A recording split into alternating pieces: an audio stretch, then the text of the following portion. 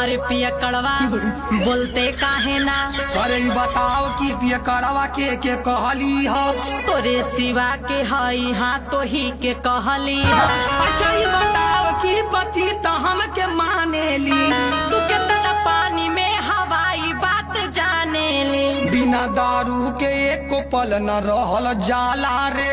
त एक दिन के ना हवे त रोज वाला रे। मुझे लगता है कि तोरे काल बौरी आइल हो। हट गुस्सा से हमर मन खौखियाइल हो।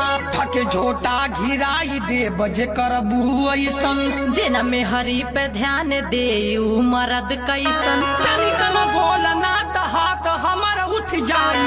पटक के सीना पे चढ़ जाइबो